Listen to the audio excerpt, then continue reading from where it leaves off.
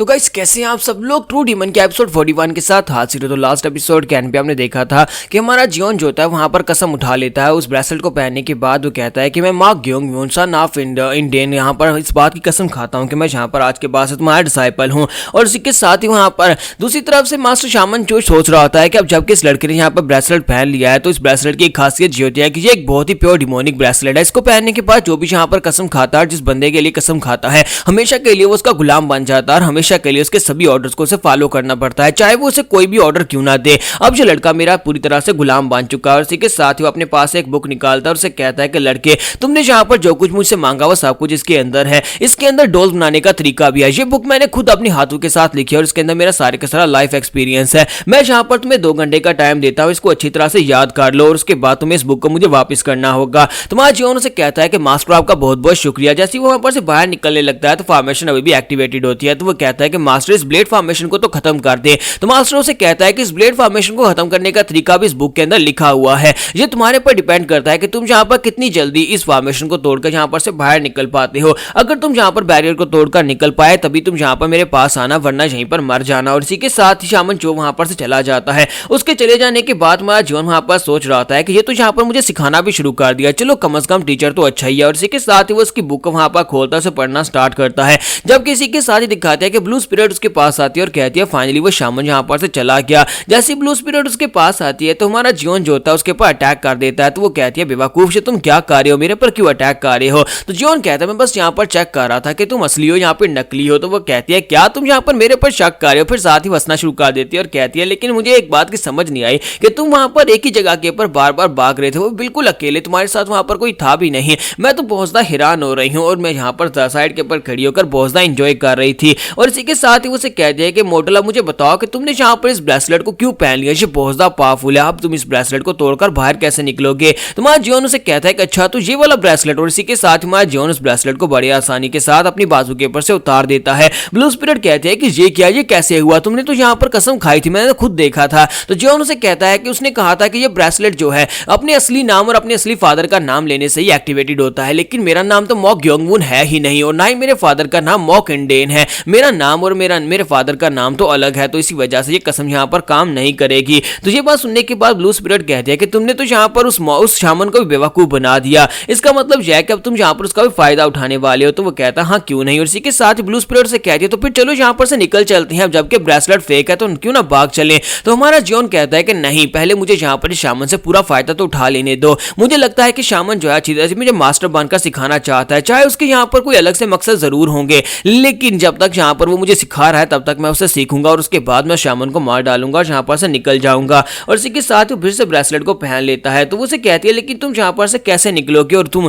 Heaven अर्थ association के अंदर चले गए तो वहां पर जाने के बाद निकलना बहुत ज्यादा मुश्किल हो जाएगा। तुम्हारा जीवन उसे कहता है कि मैंने यहाँ पर कुछ सुना है, मैंने उस बंदे के बारे में सुना है, फैंटम स्वर्ड के बारे में, मैंने उसके बारे में ये सुना है कि वो यहाँ पर हो सकता है हीवन अर्थ एसोसिएशन का मेंबर हो सकता है। और वो बैकग्राउंड का सीन दिखाता है जहां पर फोर्थ जंग मास्टरों से बता रहा होता है कि 6 हीवंस एंड 8 स्टार्स, ये 2 ऐसे टाइटल्स हैं जो कि कुछ ऐसे लोगों को दिए जाते हैं। जो 6 हीवंस जो है वो बहुत ज्यादा पावरफुल ऐसे लोग हैं जो कि यहाँ पर सबसे ज्यादा स्ट्रॉन्गेस्ट है, उनको 6 हीवंस कहा जाता है। और उसके बाद यहाँ पर 8 अर्थ आते हैं, वो जितने ज्यादा पावरफुल नहीं है लेकिन वो लोग भी उसी की तरह उन्हीं से 6 हीवंस की तरह ज्यादा पावरफुल होने की कोशिश कर रहे हैं, यानी कि उनके लेवल तक पहुंचने की कोशिश कर रहे हैं। ये जो 8 स्टार्स है, इन्हीं 8 स्टार्स में से ही स्वर्ड फैंटम भी है, यानी फैंटम स्वर्ड भी है। फैंटम स्वर्ड काफी ज्यादा खतरनाक और रुथलेस है, इसी वजह से वो 8 स्टार्स में से एक है। यहाँ पर यह भी कहा जाता है कि उसका ताल्लुक इस हीवन एंड अर्थ एसोसिएशन के साथ है और वो हो सकता है कि वहीं पर तुम्हें मिले। जीवन जो होता है वो ब्लू स्पिरिट से कहता है कि अब मैं शामन चो का डिसाइपल बन चुका हूं, तो उसका डिसाइपल बनने के बाद मैं बड़ी आसानी से वहां पर अंदर इन्फिल्ट्रेट कर सकता हूं। वहां पर जाने के बाद मैं फैंटम स्वॉर्ड को ढूंढ सकता हूं, फैंटम स्वॉर्ड को ढूंढने के बाद मैं उसको मारकर अपने ग्रैंडपा का बदला ले सकता हूं। ब्लू स्पिरिट उसकी बात सुनने के बाद कहती है ये कितना बड़ा कॉन्फिडेंस है कि तुम्हें भी वहीं पर ही जाना था, तुम्हें भी यहाँ पर इसी हीवन अर्थ एसोसिएशन के अंदर ही जाना था जहां पर से मैं बदला लेना चाहती हूँ।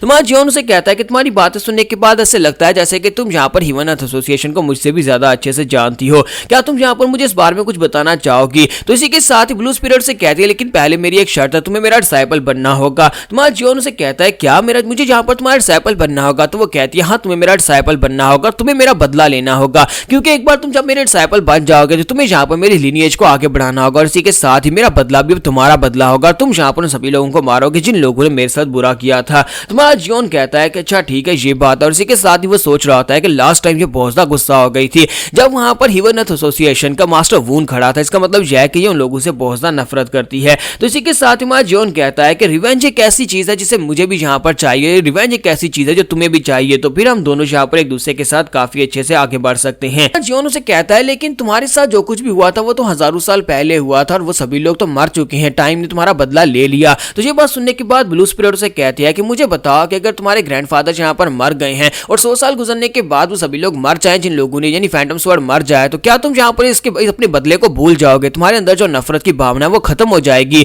तुम्हारा जॉन कहता है कि नहीं नहीं खत्म होगी। तो वो कहती है मेरे लिए बिल्कुल वैसा ही है। हालांकि यहाँ पर 1000 साल गुजर चुके हैं, लेकिन जब मैं यहाँ पर सोचती हूँ कि उनके डिसेंडेंट्स जो अभी तक यहाँ पर जिंदा हैं, जिन लोगों ने मेरे साथ बुरा किया था, तो मुझे यहाँ पर गुस्सा आता है और मैं यहाँ पर अपने गुस्से को बाहर निकालना चाहती हूँ। मैं उन सभी लोगों के खून के साथ यहाँ पर खून की नदियां बहाना चाहती हूँ। मैं उन सभी को मरा हुआ देखना चाहती हूँ जिन लोगों ने मेरे साथ बुरा किया था, और इस मकसद के लिए यहाँ पर तुम मेरा साथ दोगे। तो क्या तुम यहाँ पर मेरा साथ दोगे? क्या तुम यहाँ पर मेरा साथ दोगे मेरा बदला लेने के लिए? क्या तुम मुझे इवेंज करोगे? तुम्हारा जॉन उसकी बात सुनने के बाद कहता है कि इसकी हेट्रेड तो बहुत ज्यादा डीप है और इसकी हेट्रेड यहाँ पर इतनी ज्यादा गहरी है कि मुझे लगता है कि इस बदला लिए बिना यहाँ पर इसको बिल्कुल भी शांति नहीं मिलने वाली। इसके साथ ही हमारा जॉन जो होता है उसे कहता है तो फिर ठीक है, मैं यहाँ पर अब तुम्हारा बदला जरूर लूंगा। और इसी के साथ ही वो उसे कहता है कि मैं तुम्हारा डिसाइपल बनूंगा। तो वो उसे कहती है कि चलो ठीक है, ये तो बहुत ही अच्छी बात है। तुम्हारा जॉन उसे कहता है लेकिन मेरी एक कंडीशन होने वाली है, मुझे तुम्हें ये बताना होगा कि आखिर तुम बदला क्यों लेना चाहती हो? तुम्हारा उनके साथ क्या झगड़ा था जिसकी वजह से तुम यहाँ पर बदला लेना चाहती हो? कम से कम मुझे इतना तो पता होना ही चाहिए।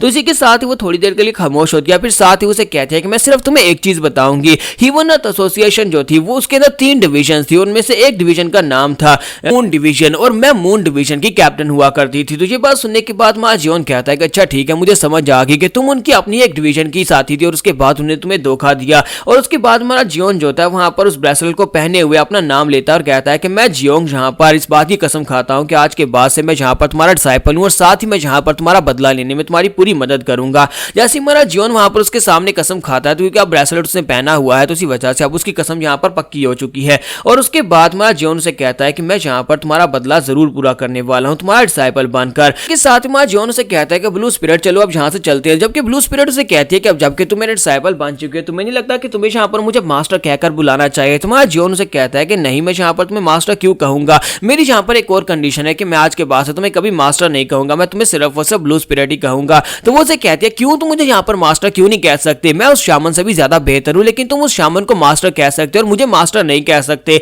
तुम्हारा जियोन अपने पास एक डॉल निकालता है और उसे कहता है कि ये देखो मेरे पास यहाँ पर इवल मॉन्क है जो मेरी फैमिलियर स्पिरिट है और जो हमेशा मुझे मास्टर कहता है, तुमसे तो यही बेहतर है। हालांकि तुम भी मेरी फैमिलियर स्पिरिट और तुम्हें मुझे यहाँ पर अपना मास्टर कहना चाहिए, लेकिन तुम मुझे मास्टर नहीं कहती। और इसी के साथ ही डीमन मॉन्क वहां पर उसे मास्टर कहकर पुकारता है। तो इसी के साथ ही ब्लू स्पिरिट पीछे मुड़ जाती है और गुस्से के साथ उसे कहते हैं कि वो डीमन मॉन्क तो बेवकूफ है, लेकिन मैं कोई बेवकूफ नहीं हूँ। क्यों उसे कहता है कि चलो छोड़ो इन बातों को, जल्दी से वापस चलते हैं। लगता है कि हमारे सफर यहाँ पर अब दोबारा से स्टार्ट होने वाला है। देखते हैं कि हिवरनथ एसोसिएशन में क्या होगा।